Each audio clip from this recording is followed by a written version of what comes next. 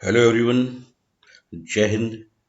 आज है 31 जनवरी और आज 31 जनवरी से बनने वाले सभी प्रकार के करंट अफेयर्स को डिस्कस करेंगे। तो चलिए फिर स्टार्ट करते हैं। बेटियों को सक्षम और आत्मनिर्भर बनाने के लिए किस प्रदेश सरकार द्वारा आरोहिणी नाम से एक पहल जो प्रशिक्षण कार्यक्रम है उसको चलाए जाने की घोषणा की गई। तो अभी हाल ही में उत्तर प्रदेश सरकार के द्वारा लड़कियों को सक्षम और आत्मनिर्भर बनाने के लिए एक प्रशिक्षण कार्यक्रम को चलाए जाने की घोषणा की गई जिसका नाम रखा गया है आरोहिणी। तो बात करेंगे उत्तर प्रदेश के बारे में। तो ध्यान रखें, उत्तर प्रदेश की स्थापना 24 जनवरी 1950 को हुई थी तथा प्रतिवर्ष वर्ष 2018 से 24 जनवरी को उत्तर प्रदेश दिवस के रूप में मनाया जाता है।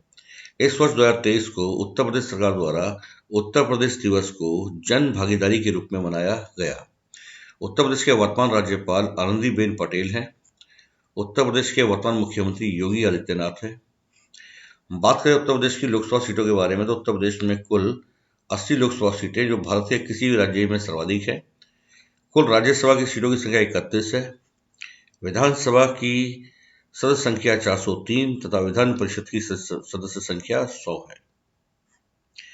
बात करते हैं उत्तर प्रदेश के करंट अफेयर के बारे में।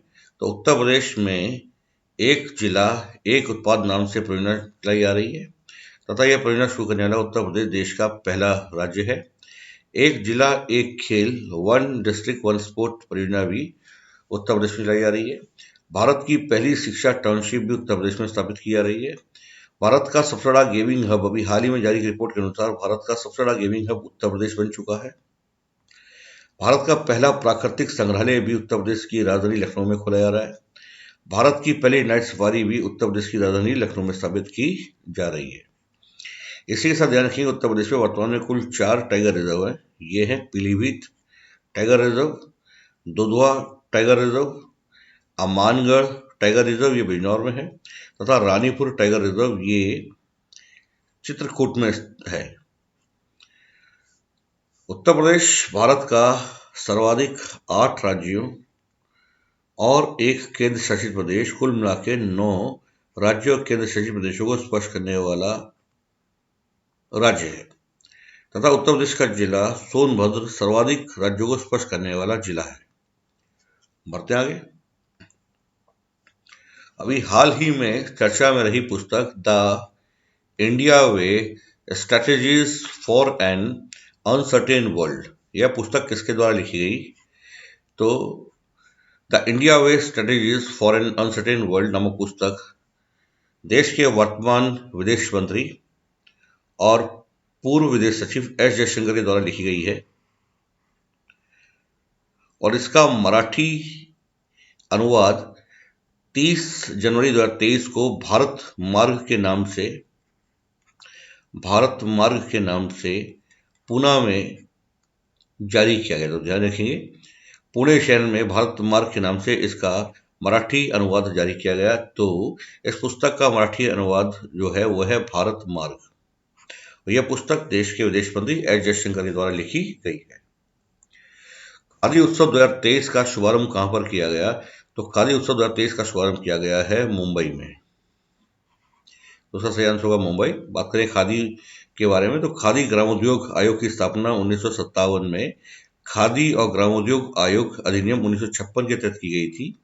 यह सूक्ष्म लघु और मध्यम उद्यम मंत्रालय के अधीन कार्य करता है। प्रेट पावेल अभी हाल ही में किस यूरोपीय देश के राष्ट्रपति बने?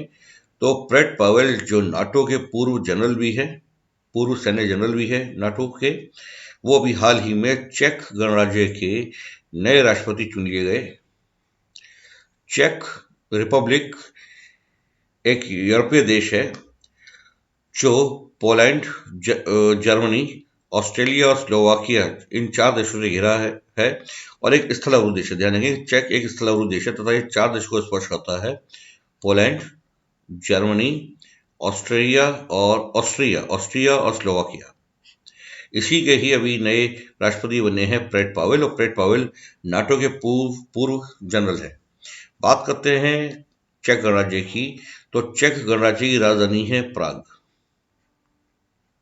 इसकी राजधानी प्राग है तथा इसकी मुद्रा कोरूना है। कोरूना और यूरो, यहां पर यूरो मुद्रा भी चलती है। यूरो यूरोप महाद्वीप की एकीकृत मुद्रा है तथा चेक गणराज्य की स्वयं की मुद्रा कोरूना है। बढ़ते आगे। हिडनबर्ग रिसर्च अभी हाल ही में चर्चा में रही, ये क्या है तो ध्यान रखेंगे। हिडनबर्ग रिसर्च एक इन्वेस्टमेंट रिसर्च फर्म है, अभी हाल ही में चर्चा में रही। यह एक अमेरिकन फर्म है। इसकी स्थापना 2017 में न्यूयॉर्क में की गई थी। यह एक इन्वेस्टमेंट रिसर्च फर्म या फॉरेंसिक फाइनेंशियल रिसर्च फर्म है। यह फर्म इक्विटी, क्रेडिट और डेरिवेटिव्स पर एनालिसिस रिपोर्ट निकालती है। नाथन एडरसन इसके सीएफए हैं। अभी हाल ही में यह रिपोर्ट चर्चा में रही। 15वें पुरुष विश्व कप हॉकी 2023 में किस खिलाड़ी को सर्वश्रेष्ठ खिलाड़ी का पुरस्कार दिया गया, तो जर्मनी के निकलास वेलन को 15वें पुरुष विश्व कप हॉकी में सर्वश्रेष्ठ खिलाड़ी का पुरस्कार से सम्मानित किया गया। बात करेंगे 15वें विश्व कप हॉकी 2023 में मिले सभी पुरस्कारों के बारे में।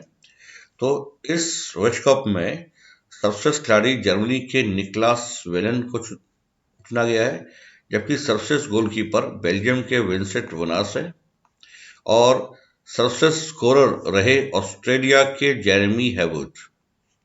इसी के साथ गोल के लिए सर्वश्रेष्ठ टीम सेलिब्रेशन का अवार्ड मिला दक्षिण कोरिया को।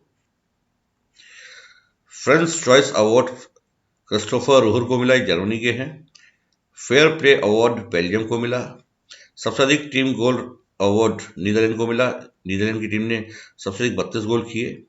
प्रतियोगिता का सर्वश्रेष्ठ डिफेंडर जेरेमी हैवर्ड को मिला, ऑस्ट्रेलिया के। प्रतियोगिता का सर्वश्रेष्ठ फॉरवर्ड निकलास वेलन रहे, यही सर्वश्रेष्ठ खिलाड़ी भी रहे। प्रतियोगिता के सर्वश्रेष्ठ मिडफील्डर विक्टर वेगनेज रहे, बेल्जियम के। और सर्वश्रेष्ठ खिलाड़ी, सर्वश्रेष्ठ जूनियर खिलाड़ी मुस्तफा कासिम रहे, दक्षिण अफ्रीका के। ध्यान रखिए, 15 पुरुषों का विश्व कप हॉकी टूर्नामेंट जर्मनी ने बेल्जियम को 5-4 से हरा के जीता। इस टूर्नामेंट में तीसरा विजेता नीदरलैंड रहा, जिससे ब्राउन्स मेडल मिला तथा चौथे स्थान पर ऑस्ट्रेलिया रहा। यह विश्व कप का फाइनल राउरकेला के बिरसा मुंडा स्टेडियम में खेला गया था तथा इस विश्व कप के जो खेल हुए थे वो उड़ीसा के राउरकेला और भुवनेश्वर में के स्टेडियम में खेले गए तथा इसका उद्घाटन समारोह उड़ीसा के कटक के बारावती स्टेडियम में हुआ।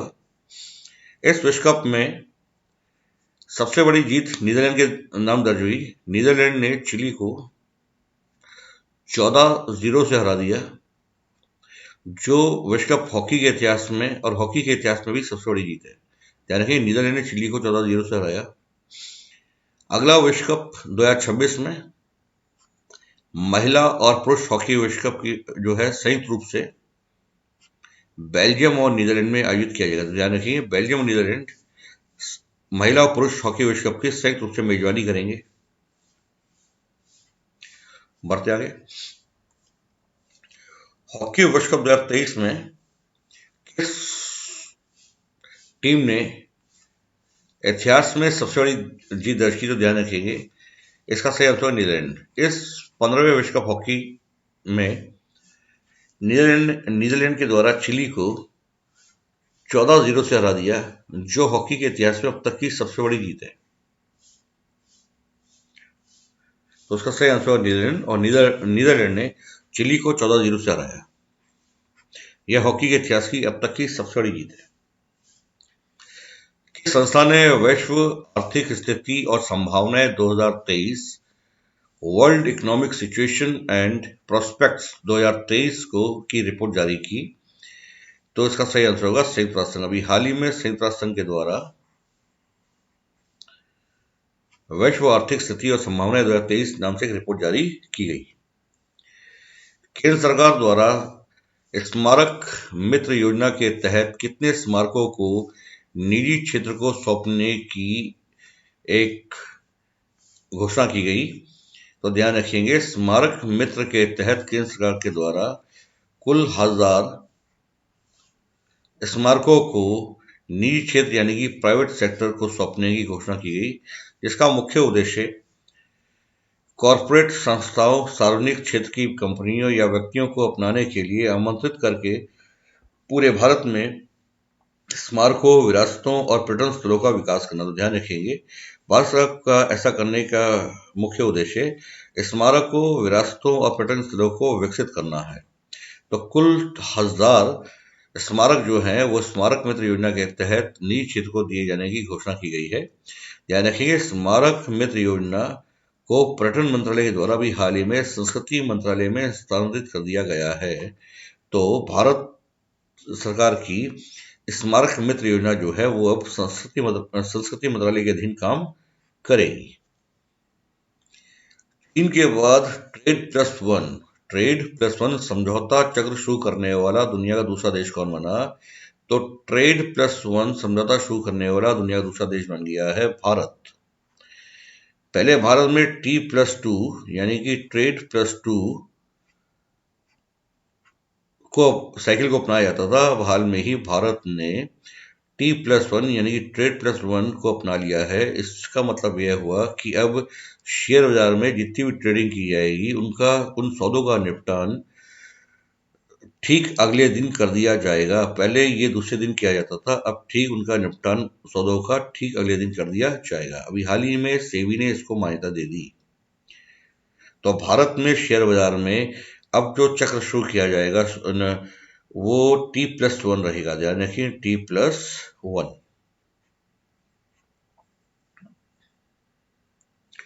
बात करते हैं अन्य करंट अफेयर के बारे में। तो किस भारतीय कवि राजनयिक को ब्राजील के साहित्य अकादमी के संबंधित सदस्य के रूप में चुना गया? तो अभी हाल ही में भारत के अभय कुमार को, जो एक कवि और राजनयिक भी है, उनको ब्राजील के साहित्य अकादमी से संबंधित एक सदस्य के रूप में चुना गया। हाल ही में लॉन्च हुई भारत की पहली इंट्रानेजल कोविड वैक्सीन का नाम क्या है? तो इनकोवैक। देखिए, इनकोवैक भारत की पहली इंट्रानेजल कोविड-19 की वैक्सीन है। किस देश के कप्तान ह्यूगो लोरिस ने भी हाल ही में अंतर्राष्ट्रीय फुटबॉल से संन्यास ले लिया? तो फ्रांस के कप्तान अभी ह्यूगो लोरिस ने भी हाल ही में अंतर्राष्ट्रीय फुटबॉल से संन्यास लेने की घोषणा की। हाल ही में ICC emerging women cricketer of the year 2022 किसको चुना गया? तो भारत की रेणुका सिंह को ICC emerging women cricketer of the year 2022 चुना गया। किसे बाबा साहेब आम्बेडकर राष्ट्रीय योगदान पुरस्कार 2022 से सम्मानित किया गया? तो सुनील कृष्णन को अभी हाल ही में बाबा साहेब आम्बेडकर राष्ट्रीय योगदान पुरस्कार से सम्मानित किया गया। हाल ही में लुप्त हो चुकी स्वेल टेल तितली को भारत के किस राज्य में पहली बार देखा गया? तो इसका सही आंसर होगा अरुणाचल प्रदेश। ध्यान रखेंगे, अभी लुप्त हो चुकी स्वेल टेल तितली को भी हाल में ही अरुणाचल प्रदेश में देखा गया। भारत ने रेडियो और टीवी प्लेटफॉर्म में विभिन्न शैलियों के कार्यक्रमों के आदान प्रदान के लिए किस देश के साथ एक समझौता ज्ञापन पर हस्ताक्षर किए? तो भारत के द्वारा भी हाल में ही मिस्र के साथ रेडियो टीवी प्लेटफॉर्म से में विभिन्न शैलियों के कार्यक्रमों के आदान प्रदान के लिए एक समझौता ज्ञापन पर हस्ताक्षर किए गए। दिलीप महालनोबिस, जिन्हें 2023 में पद्म विभूषण पुरस्कार से सम्मानित किया गया, ये किस पेशे से जुड़े थे? तो ध्यान रखेंगे, दिलीप महालनोबिस भारत के जाने माने चिकित्सक हैं, डॉक्टर है। ये ORS घोल के संस्थापक आविष्कारक भी हैं। अभी कुछ समय पूर्व इनका निधन हो गया। इन्हें अभी हाल में ही भारत सरकार द्वारा देश का दूसरा सर्वोच्च नागरिक सम्मान पद्म विभूषण से दिए जाने की घोषणा की गई। वॉक्सन यूनिवर्सिटी ने किस राज्य में लड़कियों के लिए प्रोजेक्ट एस्पिरेशन लॉन्च किया? तो ध्यान रखेंगे, वॉक्सन यूनिवर्सिटी द्वारा तेलंगाना राज्य में लड़कियों के लिए प्रोजेक्ट एस्पिरेशन को लॉन्च किया गया। हैदराबाद स्थित नवरत्न खनन PSU कंपनी NMDC ने किसे अपना ब्रांड एम्बेसडर बनाया है? तो भारत की जानी मानी मुक्केबाज निखत ज़रीन को अभी हाल ही में NMDC के द्वारा अपना ब्रांड एम्बेसडर नियुक्त किया गया। तो उम्मीद करते हैं आपको हमारा वीडियो अच्छा लगा होगा। अगर आपको हमारा वीडियो अच्छा लगा हो तो हमारे वीडियो को ज़्यादा से ज़्यादा शेयर करें, लाइक करें, और अगर अभी तक आपने हमारे चैनल को सब्सक्राइब नहीं किया तो प्लीज़ आप हमारे चैनल को सब्सक्राइब करें। तो मिलते हैं अगले वीडियो में। धन्यवाद। जय हिंद, जय